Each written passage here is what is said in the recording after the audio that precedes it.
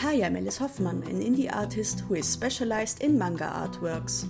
For this video I'm reviving an old sketch that was somehow still stuck in my mind. It will get a new context and story in this artwork though, which you won't be seeing that much of unfortunately, because spoilers, I didn't finish the artwork this week and yeah, I mainly worked on my job and the convention I talked about recently. I also will tell you about some other stuff. Let's go. Last weekend I was helping out an artist friend at a convention who is Chibi Kurai. If you want to look her up, her work is NSFW, like hardcore. So if you are into that, you will get what you were looking for. However, don't open it up at your job. That's all I wanted to say. But yeah, it was a lot of fun, to be honest. Yeah, I'm such a workaholic that I enjoyed the time at her artist alley booth more than looking around the con. Which might be in part because I once bought an iced tea. It was €3.90, but it wasn't cold at all. It was like lukewarm and it didn't taste good, and I was like, wow, back in the day, for that kind of money, there would have nearly been a whole manga. So the con in total was pretty fine. I was just a bit hung up on this little stupid non-iced tea, which was way too expensive, but okay.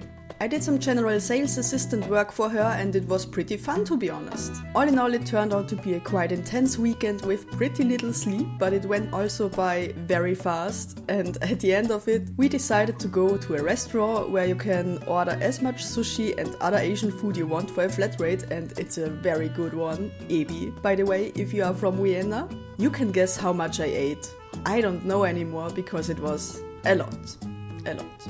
At the convention, we also talked to some other artists who had a very successful event, and I was super happy for them because like the amounts of money they make, wow, I can only dream of at this moment. Yeah, I also was super humbled because I never had made it work that well, and given that I have been doing this for 10 years, I felt pretty fucking stupid about that.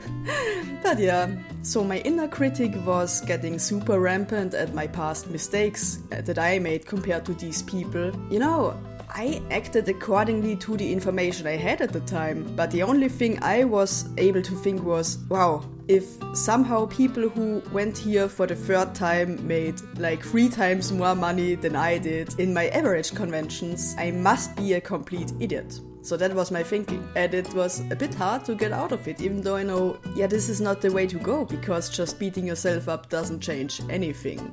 I already had some anger issues a week before the con, and again right after it. It seemed that I was only temporarily distracted whenever something fun was happening.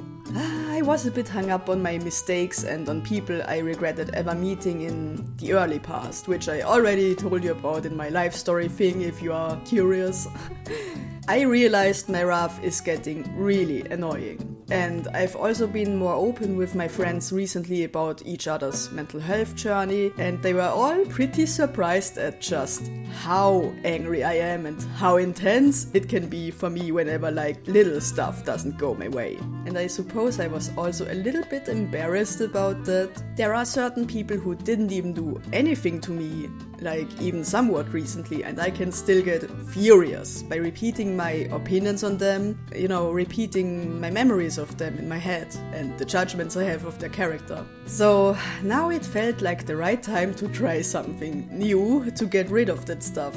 My coach already mentioned that it could be good for me to think about what sort of struggles someone who pissed me off might have had in their life. I took this a little bit further now because I need to imagine something in clear detail and make it visceral. I call them headcanon meditations. And it's pretty much what it sounds like. I think of my own headcanon of a certain person's past, which it sounds so weird to say out loud, but it works like a charm to soothe my anger. In general, I only do this with people I went no contact with, of course. Because otherwise, it would be a bit awkward, I suppose. So the thing I do is I imagine a bunch of harsh misfortunes that happened to that person and how it made them end up behaving the way that they did to me. And it's in a cinematic fashion too, I want to say. On the contrary, if I just say, oh, I bet Timmy had a sad childhood, then it goes in one ear and out the other right away for me. It just makes me feel absolutely nothing, you know. But actually seeing a person similarly to how a TV show character would, go through hardships enables me to turn back on my empathy and stop dehumanizing them. So the interesting thing is that I don't even enjoy seeing them suffer in the first place, which is funny with all the videos I made mentioning the concept of revenge in one form or another. So the second thing that really helped me with all this anger issue stuff was a Reddit post, which in a reverse psychology fashion jolted me out of my misery. The person basically said that they think that their autism is linked to being depressed forever and there is probably no way around it. It was in no way about me, but out of spite, the first thing I was thinking is, you think you can tell me what my life can only ever be like? Fuck that!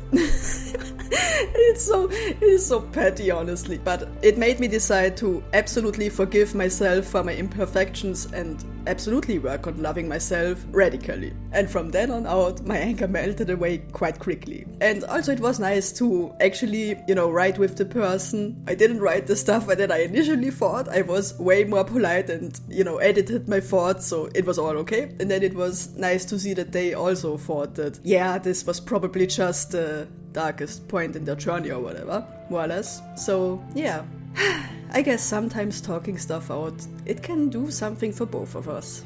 And one more change that I'm implementing now is I got into juicing, which basically means I'm blending a bunch of vegetables and fruits into juices and drink them instead of eating anything else for a while, just to see how it works on me. So a lot of people have huge success with this, not only for weight loss, but also in terms of sleep, mental health and whatever, which makes total sense for me because recently I've heard an interview with Will Bulsiewicz is the name. I hope I didn't butcher it. So the gist of his interview was if you eat a lot of different vegetables, and the different and diverse is really the key point, then this is really the key factor in determining your health level.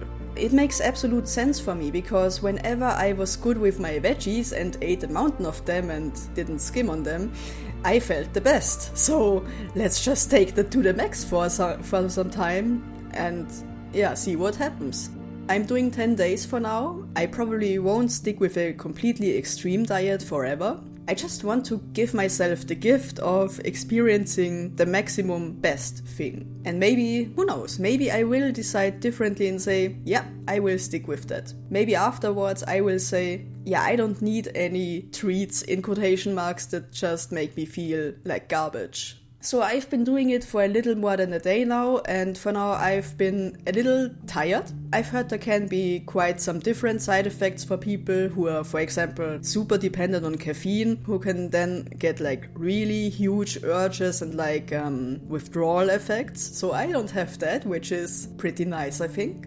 I only really was tired because the change to basically eating no calories compared to what you had before, of course, this is like a slap to the body in the first moment. But it's still better than when I did flat out complete fasting where I ate absolutely nothing, When I ate completely nothing, I was so angry and hungry and couldn't do anything because I couldn't concentrate. But with this, I don't feel the hunger. It's just mainly psychological, to be honest, that sometimes I'm thinking about certain foods and kinda mildly crave it, but never as hard as I did before. So yeah, interesting. I kinda like where this is going and I'm looking forward to seeing the rest of it.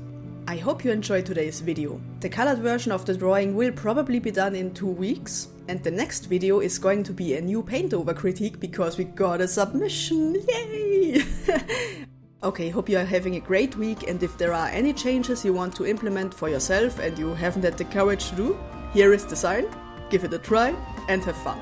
Bye!